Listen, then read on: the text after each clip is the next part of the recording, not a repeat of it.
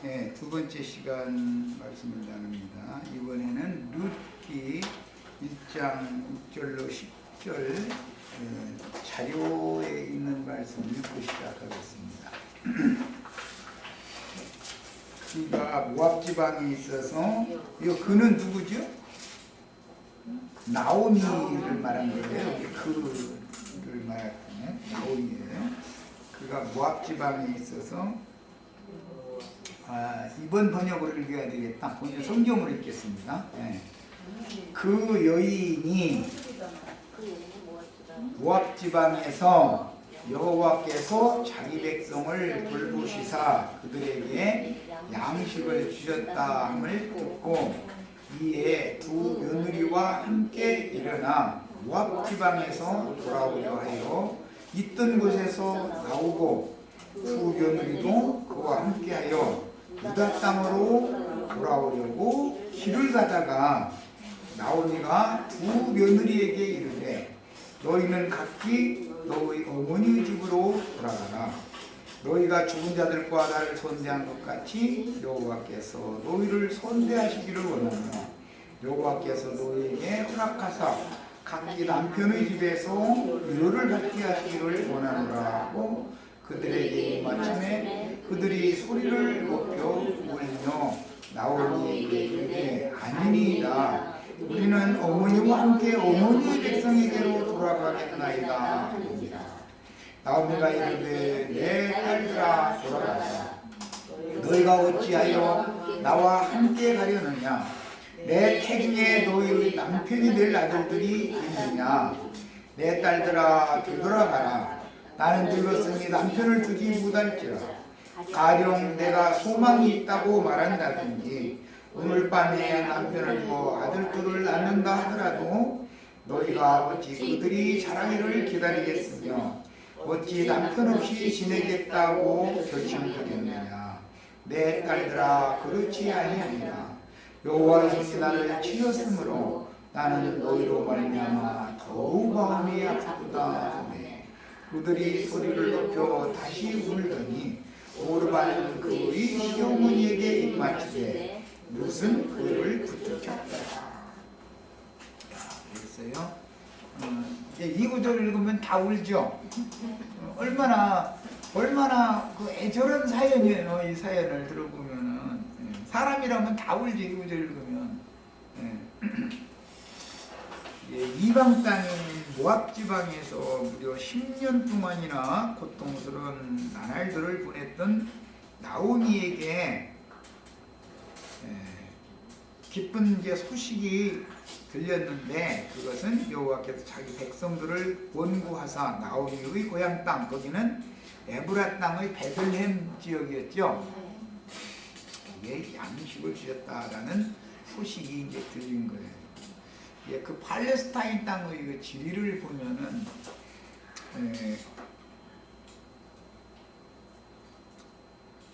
이 에브라 땅의 그 베들레헴이라고 하는 것은 예루살렘에서 가까운 지역이고 요단강 서안에 있죠. 그리고 쭉 아래로 내려가면 사해가 있고 사해 아래에는 모압과 암몬 족속이 사는 땅이 있고 이제 바로 그 시나이 반도의 그 광야로 이렇게 연결이 되게 돼 있죠. 이제 지리를 잘 생각해 보세요. 그러니까 이제 그때 당시로 말하자면은 우리나라 지리가 이렇게 남북이 기니까 이렇게 하면 제일 좋겠다. 한 중심 분화인 서울 지역에서 기근을 만나서 전라도 지역으로 간 거예요. 전라도는 곡식 많이 나는 지역이 아주 잘 됐네. 서울 쪽이 이제 기근이 나서 전라도 지역으로 간 거예요. 전라도 경상도 그쪽으로 이제 아래로 이렇게 쭉 간 거죠. 그랬는데 그곳에서 풍문이 들린 거죠. 나오미의 원 고향 그쪽에 풍년이 다시 왔다더라. 이거는 성경에서는 이것을 생명의 때라고 그럽니다. 희년이라는 말이고 이것은 생명의 때 얘기하면 당연히 풍년과 관계가 돼요. 언제든지 풍년이 7년 얘기가 나오면 흉년 7년 이야기가 언제나 그래서 겹쳐서 나와요. 이게. 성경은 이게 구속사를 말하기 위해서 그러는 거예요. 첫 시간에 그 마음이 높아져 있고 영이 부한 자들이 있고, 세상의 부한 자는 하나의 상징인 거예요. 세상에서 가난한 자는 하나의 상징이지 그 사람들이 구속사에서 구원을 못 받는 문제는 전혀 아닌 거예요. 세상에서 가난한 거지들만 구원받는다 그러면 전철 타면은 4주를 가까이 그 사람들 그냥 듣기 찬송가를 들으면 나오는 거서 불경을 틀어놓던지 그렇지 않고서는, 그럼 그 사람들만 구원받는다는 말이 아니죠. 그렇게 해석하면 큰일 납니다. 성경에 나오는 무슨 세상적인 어떤 이야기는 표상으로 하는 말이고, 더 중요한 것은 사람의 심령이 가난하냐, 심령이 교만하냐, 부하냐, 이걸 지금 말하는 거다 이거예요. 이건 영적인 것을 알려주느라고 세상적인 말을 한 거니까. 그래서 이제 첫 시간에 이제 그런 이제 강조점을 제가 말씀을 이미 드렸고, 영적으로 이것을 보자면 풍년이 다시 왔다라는 말은, 풍년이 온다는 뜻은 모든 풍요의 부요의 실제이며 가장 우주 가운데서 부요한 분이 누구예요? 예수님을 말하는 것이죠. 예수님 근본이 부자라고 그랬잖아요. 그런데 물질적으로 예수님은 주머니에 막 돈 몇 원씩 넣고 다니고 그랬다는 말은 아니잖아요. 예수님이 제일 부자죠. 우주의 주인이, 우주가 예수님 거니까 그보다 더 부자가 어디가 있겠어요? 네. 그런데 풍년이 왔다라는 말은 생명의 주인께서 생명의 말씀을 가지고 오셨다 그 말인 것이고, 네? 흉년이 왔다 그 말은 죄인들을 하나님이 버렸다라는 뜻이기 때문에 생명의 말씀을 맡은 종들은 다 죽거나 숨고, 그 다음에 거짓 선지자들이 판을 치는 세상이 온다 그 말은 흉년이 왔다 이렇게 표현을 하는 것이다 여러분들. 오늘날 지금 흉년이 계속되고 있죠. 어떤 사람들한테는 풍년이 계속되는데 어떤 사람들한테는 계속 흉년이 계속되는 거예요. 이게 다 상징이에요. 그래서 성경 해석할 때는 이런 이제 기본 원칙을 아셔야 돼요. 예수님이 사람들을 버리고 떠나면 기근이 오는 거예요. 흉년이 오는 거예요. 예수님이 생명의 말씀을 가지고 사람들에게 찾아오시면 풍년이 오는 거예요. 먹을 양식을 주셨다. 이게 이제 소문을 들었다 이거예요. 모압 땅에서. 거기는 이방신들만 섬기는 데지 우주의 주인이신 주물주 여호와 이스라엘의 하나님 여호와를 섬기는 족속들이 아니잖아요. 그 땅에서 살다가 고향 땅에 풍년이 다시 왔다, 먹을 양식을 다시 주셨다라는 말은 생명이신 그리스도가 다시 생명의 말씀을 가지고 찾아오셨다 그 말이란 말이에요.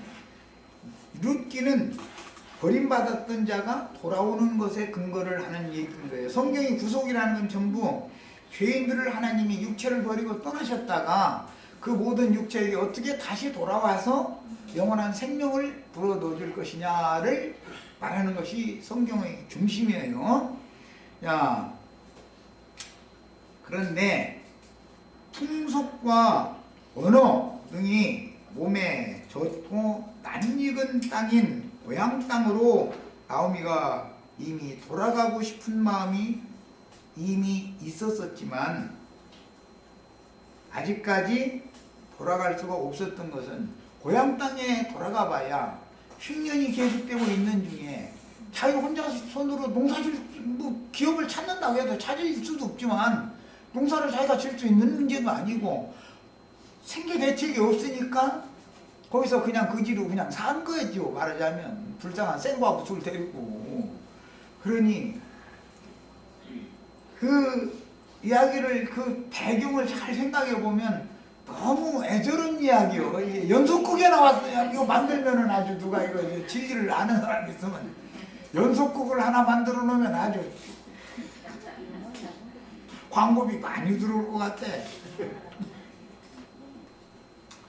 그런데 시내 광야의 접경이 그 사해 남부의 모압 땅이었기 때문에 아까 설명한 것처럼 예루살렘 근교에서 저 남녘 땅으로 지금 기근을 피해서 갔다가 그 땅에서 근근하게 살고 있는데 고향 땅에 먹을 것이 넘친다더라 하는 소리가 들렸다는 거예요. 그럼 누군가 전도자가 있었다는 뜻이었겠죠. 이게 오늘날로 이제 실제적으로 얘기하는 거예요. 이제 누군가 전해줘야 되잖아요.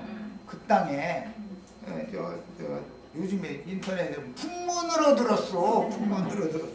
풍문 전하는 사람이 있어야 될 거 아니야. 우리는 이런 일에다 쓰임을 받으셔야 돼요. 고향 땅에 지금 풍년이 왔다. 우리가 타양객지에서 고향하지 말고 기본적으로는 사람이 이방 땅에 가서 적응하기 제일 어려운 게 언어 소통이 안 되는 거예요. 말이에요. 그들과 그 다음에는 풍속이 안 맞아요. 그 다음에 기후 풍토가 안 맞기 때문에 풍토병이라는 게 있어요. 그리고 사람이 어디 몸은 멀쩡히 건강해요.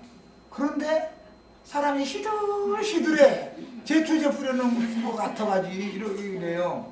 그러면은 그 약한 부위, 허리가 아픈 사람은 덜 허리가 아프고, 뭐 귀가 안 좋았다면 귀가 계속 말썽을 부리고, 위장이 안 좋던 사람은 소화가 계속 안 되는 거예요. 그럼 이제 병원에 가면 신경성이네요. 그럼 빨리 고향으로 가세요. 이렇게 진단을 내려. 그럼 그게 무슨 말이에요? 풍토병이 왔다. 고향을 그리워하고 사모하는 당신의 몸 체질은 신토불이 그 땅인데 여기 오는 체질적으로 안 맞는다 그 말이란 말이에요. 그 사람이 물리적으로 무슨 병 걸릴 것이 없는데도 못 견뎌나는 거예요. 미국에서 아들, 딸이 효도한다고 여기서 잘 사시던 부모님 팔아가지고 여기 오라고 여기 이제 갔네 또 이제 콜딱 팔아가지고 그래도 아들한테 가서 살겠다고 체질에 맞고 적응을 잘 하는 사람이면 문제가 없는데 가봤더니 다 쉬었나 물어봐주고 나는 나오고 대화를 통해야 말이지. 자식이 직장에 갔다가 밤에나 돌아오고 아침 새벽에 나가고 밤에나 돌아오는데 말 한마디도 안 하고 혼자 밖에 나가면은 셜록셜록 사람 말 걸으면 불안해가지고 고개 숙이고 이런 세월을 할아버지 할머니가 애들 같으면 말을 금방 배웁니다. 나이 먹어서는 다른 나라 말 배우기 어려운 거예요. 안 되는 거예요 그게. 그러니까 이제 몇 년 지나면 신음신음 알아.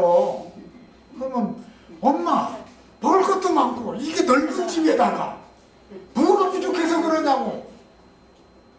자기 엄마 뭐라고 할 일이 아니다 이거. 그럼 몰라서 그러는 거예요. 이게 효도하는 게 아니라 불효막심한 짓을 하는 거예요 지금. 그러면은 어머니 빨리 모시고 본국으로 다시 와서 옛날 어머니 고향에 가서 농토라도 좀 사드리고 뭐 기계도 좀 사주고 뭐 해서 살 수 있는 조건을 다 마련해주고 그럼 엄마 전화로 나요. 이제 이렇게 해야 효도하는 것이지.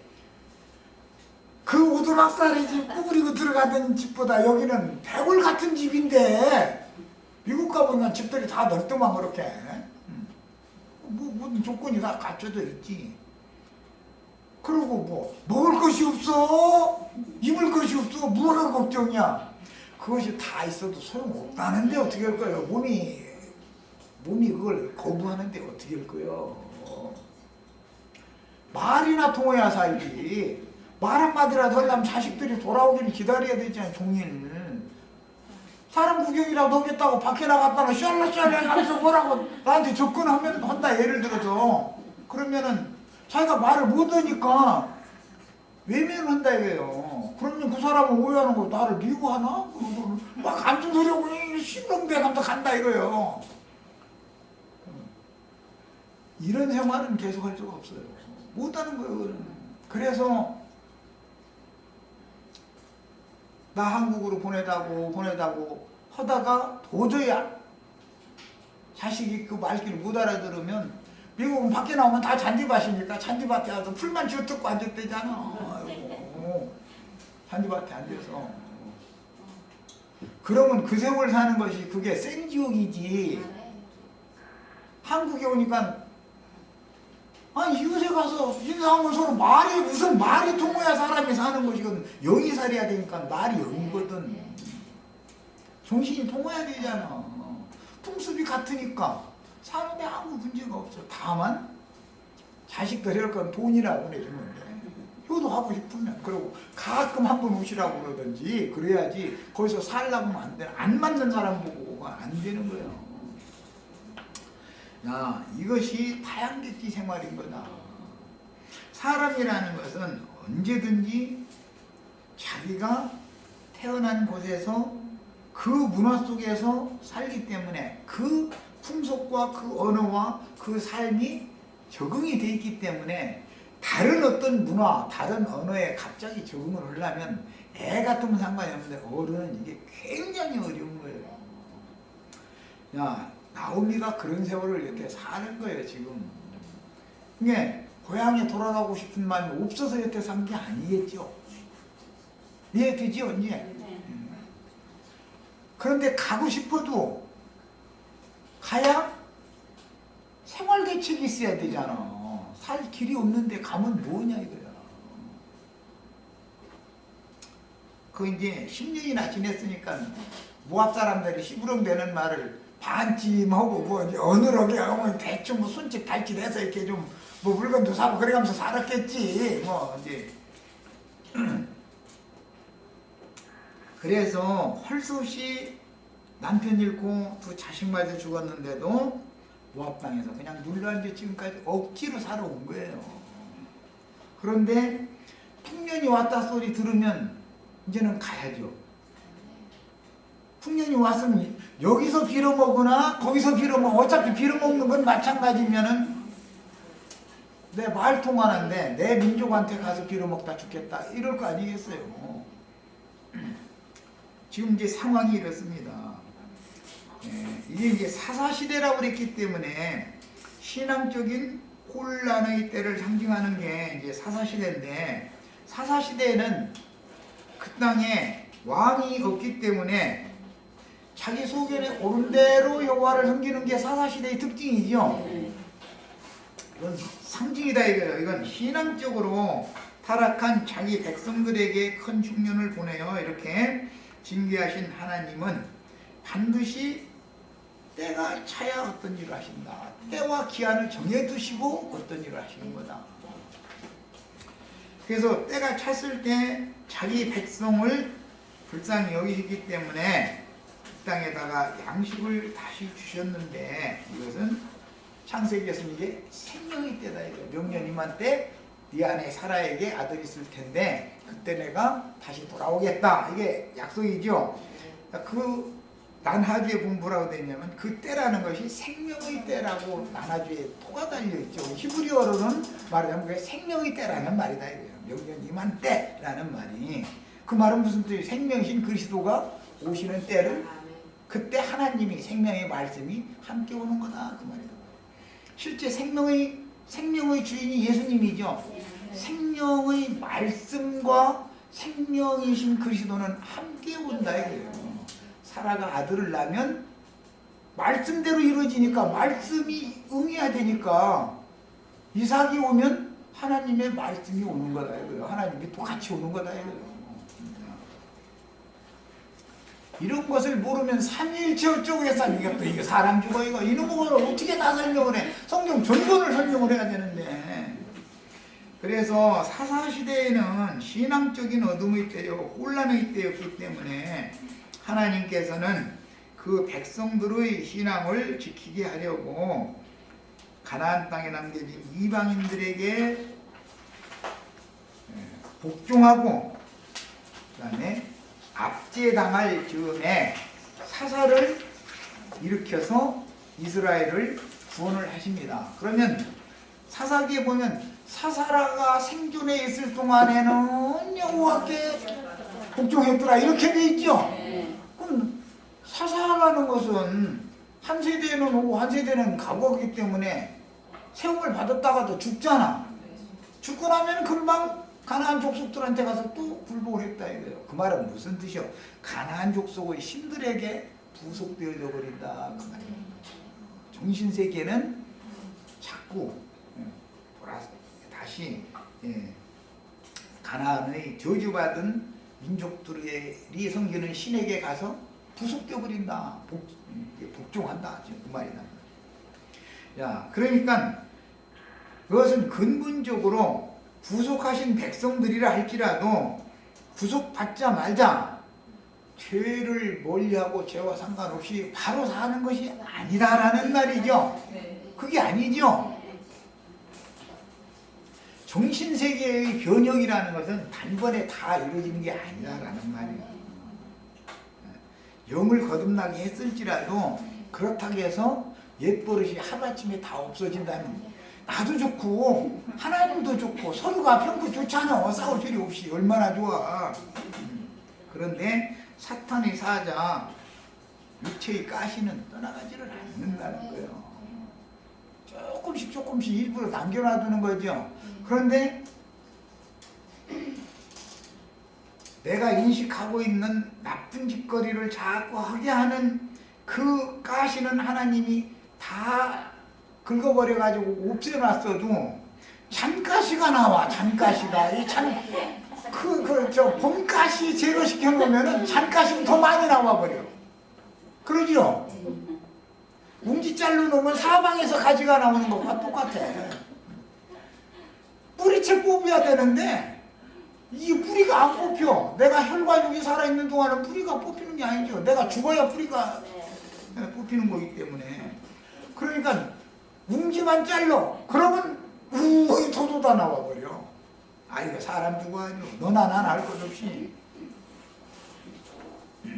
그런데 이것이 여호수아 때 여호와께서 이스라엘의 잡족들을, 그 저주받은 족속들을 완전히 진멸할 능력이 없어서 그런 것이 아니고, 가나안 7 족속들 중에 강하고 힘 있는 자들은 조금씩 놔두죠.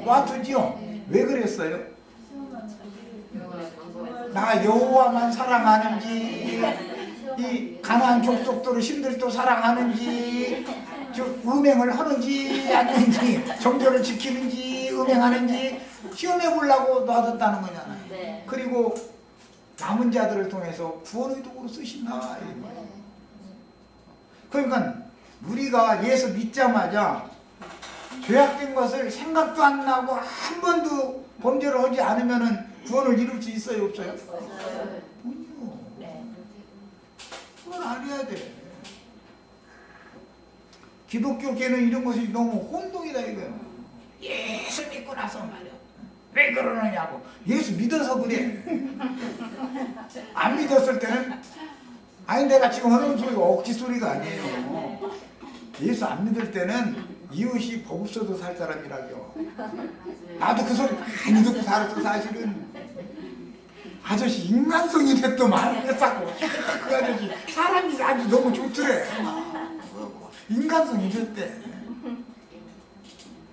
그리고 예수 믿고 나면 본색이 드러나. 이거 감춰졌던 본색이.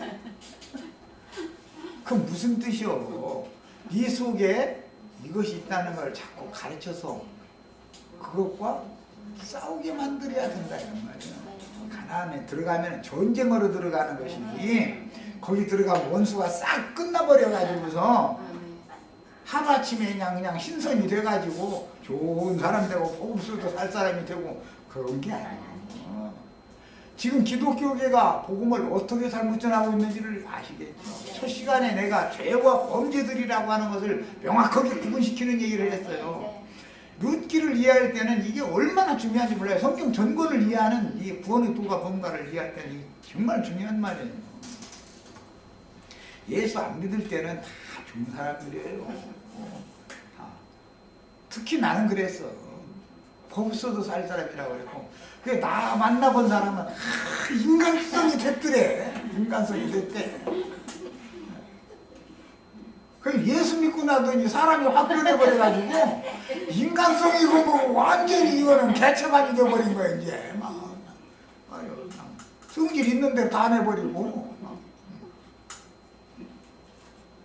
그리고 전도를 하는 것도 말이야. 남편이 날마다 술 먹고 와서 개를 대고 앉았어 말이야. 막 망치 준비해놓고 있다 다 때려 부셔버리라 막 이렇게 전하고 막. 남편에게 순종을 시해야 한다고 이렇게는 안 해. 나는 순종도 홀로만 되어야지. 그렇잖아요. 육신적인 일이란 말이요. 순종해서 안 들로만 돼 왜 순종을 해? 쥐새끼 배 이만한데 발길질이나 만약 하고 그러면은 그놈 뭐 살해야 돼요? 안 살해야 돼요? 구원받은 사람은 그놈하고 절대 살면 안 되는 거예요. 구원 못 받은 옛사람은 그놈 붙여서 그냥 살아야지 뭐. 왜 그놈하고 붙어 살아? 쥐새끼 배 가지고 그라인도 힘들어 죽겠는데 발길질하는 놈 못 살아? 말이라고 해 그걸? 그게 무슨 놈의 복음이야 그게? 쌍놈의 얘기들이지 그게 완전 불상놈들이 나는 소리지. 진리를 냉철하게 판단하고 바른 걸 가르쳐야 되잖아.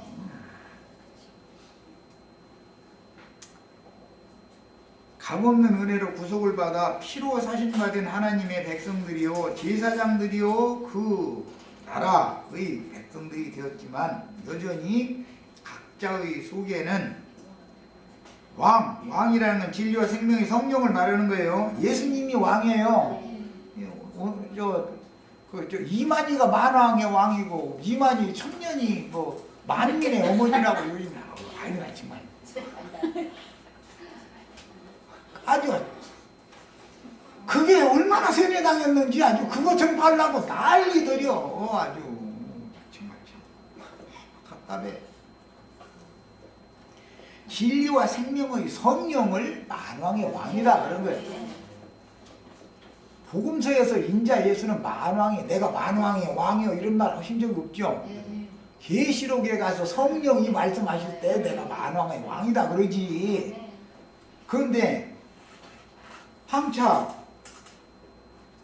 저희 애비가 이씨고 저희 애미는 음란한 여자였던 음행해가지고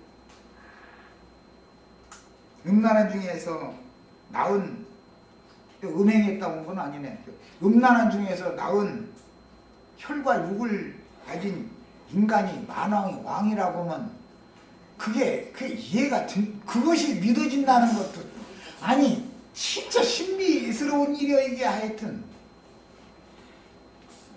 성경이 말하는 사사기가 말하는 그때에는 왕이 없으므로 그 땅에 왕이 없으므로 이 말은 아직 다윗 왕국이 세워지지 않았기 때문에 그 말이에요. 그 다윗 왕이라는 건 예수님을 말하는 것이지. 그 다음에 그 예루살렘 왕 하면 성령을 말하는 것이지 어떤 인간을 말하는 게 아닙니다. 성경을 정확하게 알고서 해석을 해야지. 그래서 왕이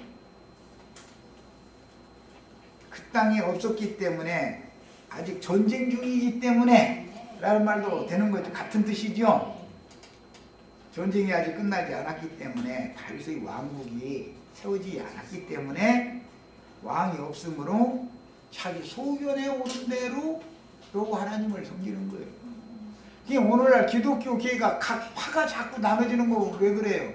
그 소견에 오른 신을 자꾸 지금 주장하는 거죠. 자기 소견에 오른 대로 장로교단은 장로교단의 소견에 오른 대로 하는 거예요. 침례교단은 침례교단의 소견에 오른 대로, 성결교단은 성결교단 자기 소견에 오른 대로 이렇게 하는 거예요.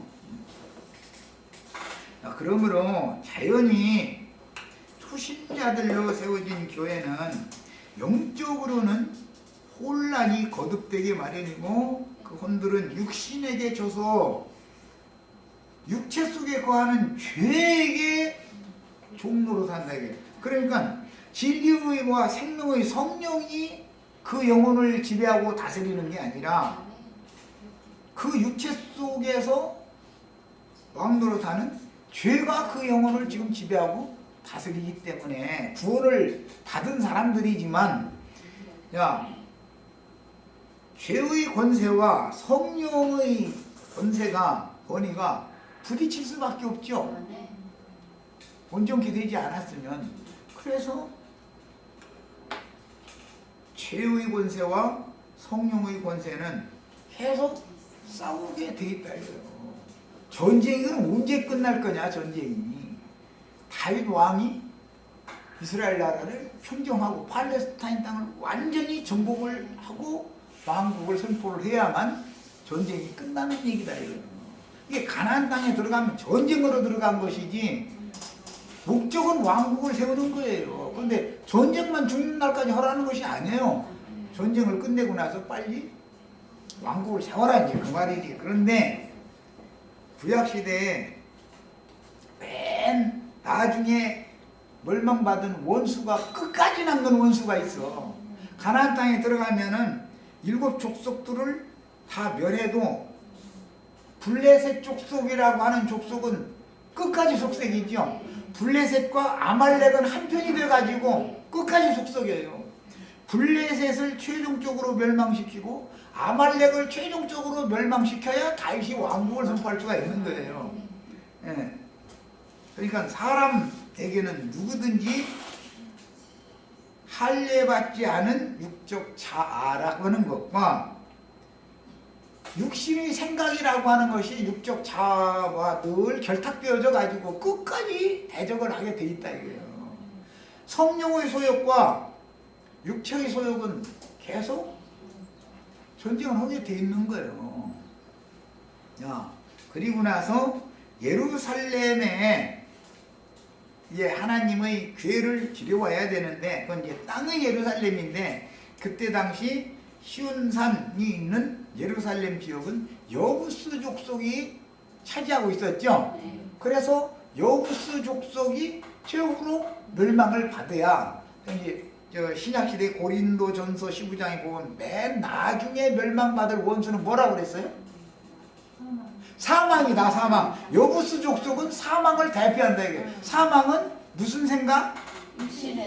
육신의 생각이다. 이렇게 성경에 답이 다 나와 있어. 육신의 생각은 여부스 족속이 멸망받기 전에는 사망이라는 건 내 육체 속에 죄의 권세가 사망 권세죠. 죽이는 권세죠. 육체가 무너지기 전에는 여부스 족속이라는 건 무너지지 않는다. 육체가 무너져야 위에 있는 예루살렘에 들어가는 거죠. 상징이나 이스라엘 나라의 역사를 통해서 영적 구원의 노선을 암시한다 이런 말이에요. 성경에. 야, 그래서 영적으로 혼란이 거듭되고 육신에게 져서 복종을 하면서 이 어린아이 때는 이 세상 신들에게 무기력하게 끌려다니게 돼 있다 이거예요. 대적할 힘이 없는 거예요. 육신의 생각과 육적 자아를 영의 생각으로 대적할 힘이 아직 없다 이거예요. 전쟁이 끝나기 전에는. 그래서 그렇게 종노릇을 할 수밖에 없다. 그러니까 죄가 왕노릇 할 거냐 은혜가 왕노릇 할 거냐라는 복음이라는 것이 여기서 갈라지는 거다 이거예요. 룻은 은혜가 왕노릇 하는 여호와 하나님을 지금 만나게 되는 거고, 그 오르바는 그 하나님을 만나지 못하는 거잖아요. 다시 뭐 자기 족속으로 그냥 돌아가 버렸으니까 그 얘기를 하는 거다 이런 말이에요. 자, 그 다음에 이런 죄에게 끌려다니면서 죄의 권세에게 허무하게 굴복하고 사망 권세에게 끌려다니면서 육신의 생각이 그를 지배하게 하면 꼼짝 못하고 당하는 때를 사사시대다 그러면 사사시대다. 구원을 받았는데 잠시는 괜찮은 것 같더니 귀신이 와서 속살거리면은 이기들 못해. 당할 수가 없어. 왜 그런 거예요? 영이 아직 강하고 마음이 담대해지 있지 않다. 말씀이 그 속에 그리스도의 말씀이 품성이 거해서 말씀으로 이걸 대적해야 되는데 대적할 힘이 없어. 말씀도 몰라. 이런 때는 어떻게 대적하는지도 몰라. 그래서 사사기는 신약시대의 대표적인 사사기와 같은 그런 교회 상태가 고린도 교회다. 고린도 교회는 어린아이들의 교회라고 성경 자체에 나와 있죠. 그래서 젖먹이는 자들의 교회다 이거예요. 고린도 교회는. 하나님은 영적으로 어리고 분별력이 결여된 교회를 더 성숙한 교회로 세우기 위하여 말씀을 혼잡케 하는 자들을 교회 중에 보내시는 것이다. 천국의 씨만 교회에 뿌리게 만들면 얼마나 좋겠어요. 그런데 악한 자의 아들들, 가라지 씨를 뿌리는 자들도 또 역사하게 하나님이 허락을 하시지 않으면 이런 일이 있어요, 없어요? 없어요. 가만도 하더라. 언제까지? 추수 때까지인데. 추수라는 건 이게 이렇게 돼가지고 위에 있는 예루살렘 신부성에 들어갈 때 그게 완전 추수되는 거죠.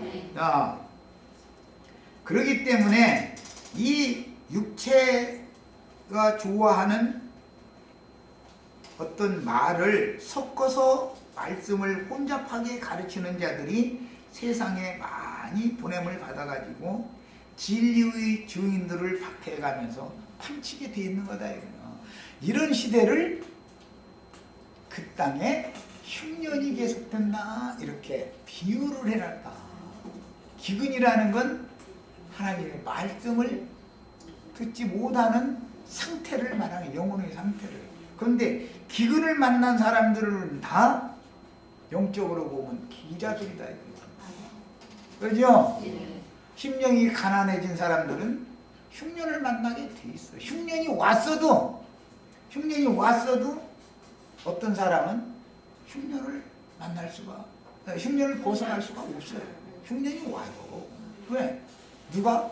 부자들은. 부자들의 특징은 뭐냐면 죽은 자 가운데서 그 당신 품에 있는 개 살려가지고 보내세요. 그럼 개가 가서 전하면 들을 거라고. 천만의 말씀이라는 거예요.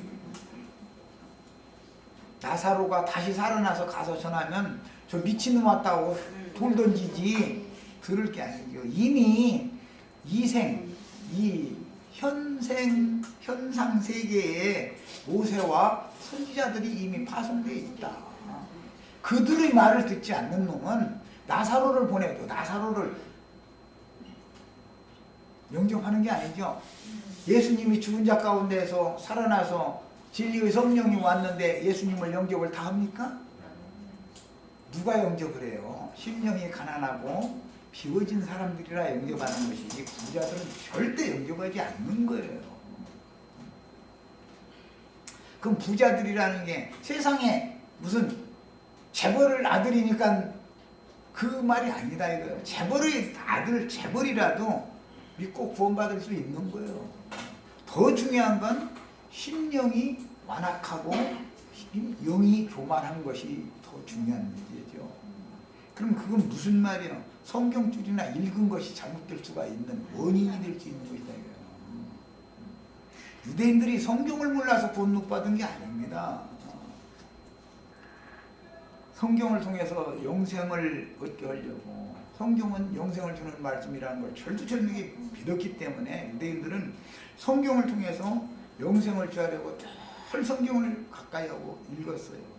가르침을 받고 그랬어요. 그러나 성경이 정작 말하는 예수 그리스도께는 나오지 않았다는 거예요. 왜 그런지 모르겠어요. 네? 가난해지지 않아서 그런다. 그래서 이런 과정이 역사적으로 기근을 만나 이방 땅에 나그네 되었던 하나님의 백성들을 대표하는 나오미, 이것은 나오미는 몸으로 경험을 한 거죠 지금. 그녀가 체험한 기근의 고통은 그 영적 진보를 위한 든든한 바탕이 됩니다. 신앙에는 기초가 중요해요. 이것을 이제 신약의 용어로는 진리의 터가 굳어져야 돼요. 진리의 터가. 진리와 생명은 양 기둥이다 이거예요. 그 사람을 버텨주는, 그 영혼을 버텨주는. 예, 기본적으로는 진리의 터, 말씀의 터가 딱 세워져야 되고, 진리의 기둥과 생명의 기둥이 그 진리의 말씀의 터 위에 딱 서야 되는데, 이게 흔들리면 그냥 무너지는 거예요. 이방 땅에서 고통받던 나오미가 자신의 고향 땅에 하나님이 양식을 주셨다는 소식을 듣고 돌아오려고 이방 여인들이자 자부들인 오르바와 룻에게 너희는 각기 너희 어머니 집으로 돌아가라 라고 권했죠. 길을 떠난 상태에서 권한 거예요. 이게요. 오늘 말씀 읽으면 그렇게 돼 있죠.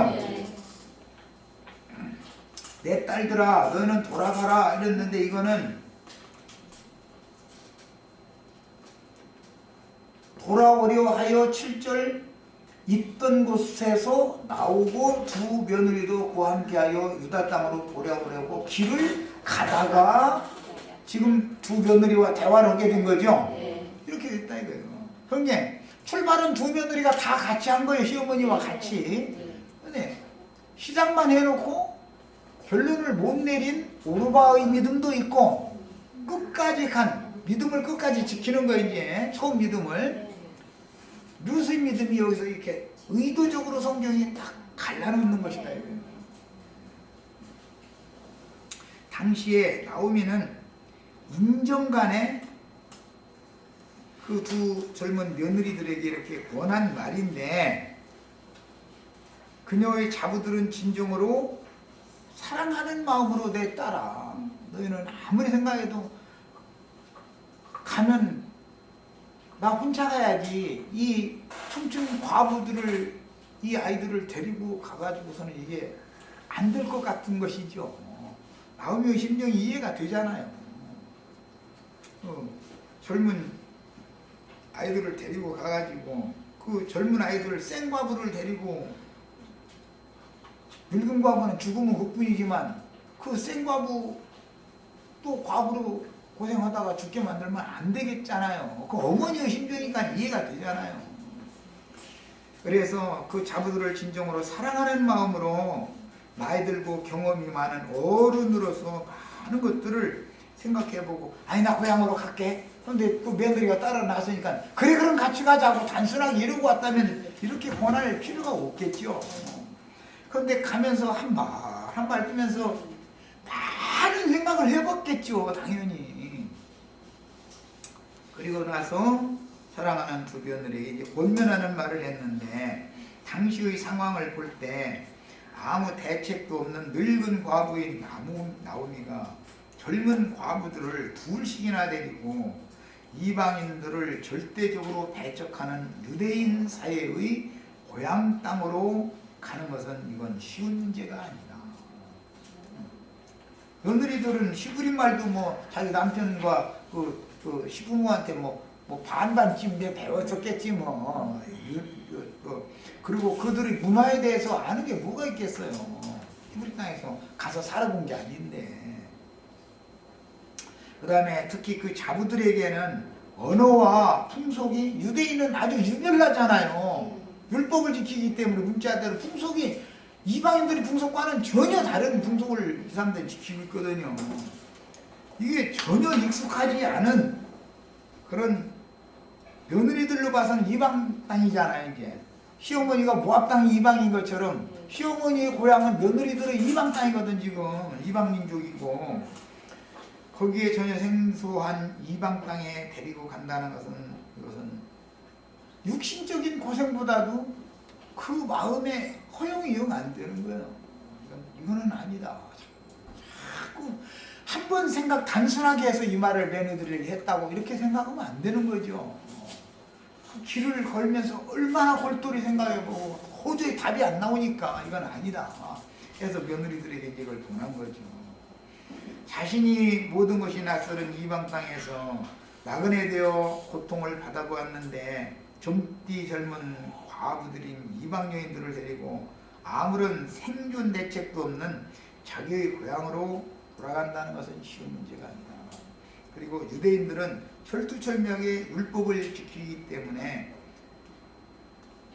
이런 어떤 과부에게 자기 아내가 있는 사람이 또 장가를 들면 그것은 간음행위가 되기 때문에 그게 남편을 구한다는 것도 쉬운 일이 아니다. 이거 일단 유대인들은 이 셈족은 특히 일단 사별을 했든 어떻게 됐든 이혼을 했든 간에 한 번 결혼을 했던 사람은 가치가 반에 반도 안 나가. 처녀하고는 이건 비교 말로 할 수도 없어. 그 결혼식도 안 해. 그냥 보따리 하나 입고 그냥 들어가서 사는 거야. 이러고. 그럼 이제 동네 창피하니까 어떻게 해요? 같이 이사 가야죠. 이렇게 사는 거예요. 그게 셈족의 특징이에요. 그게.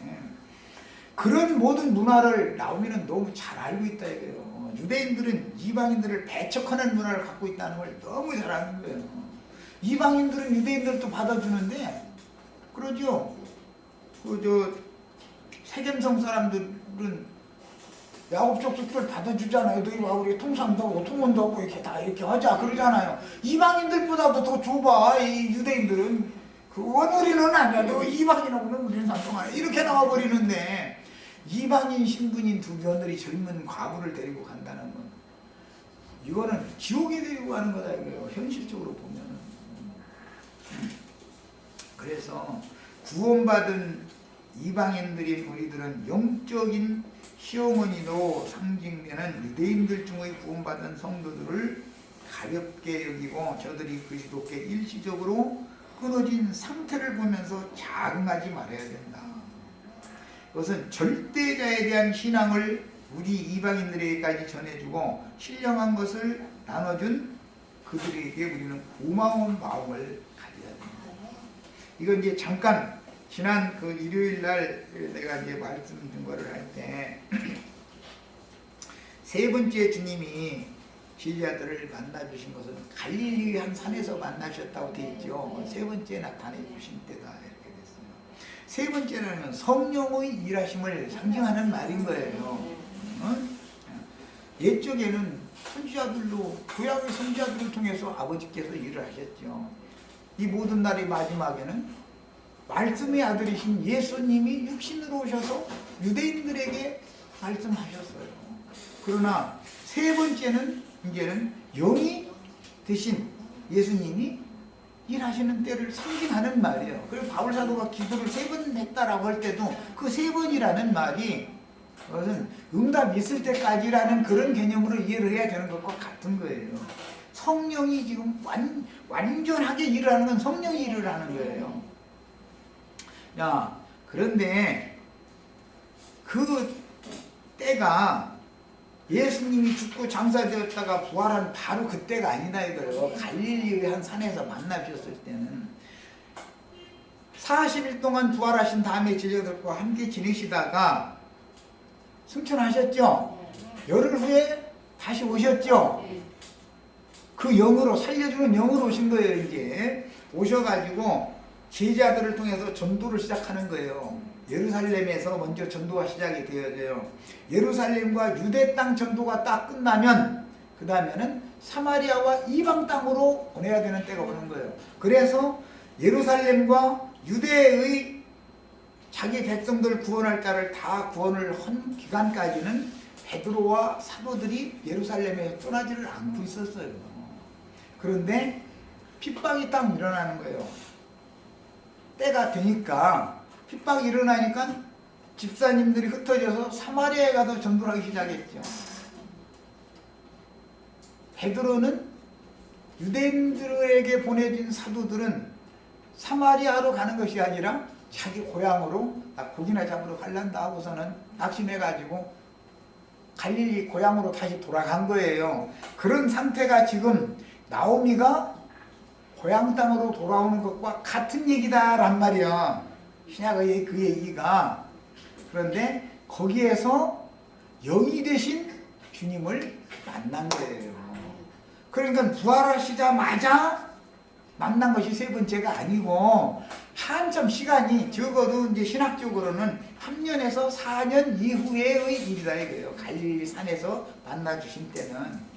이런 거에 대해서 잘 이해가 있기를 바라요. 두 번째 시간에까지 마칩니다.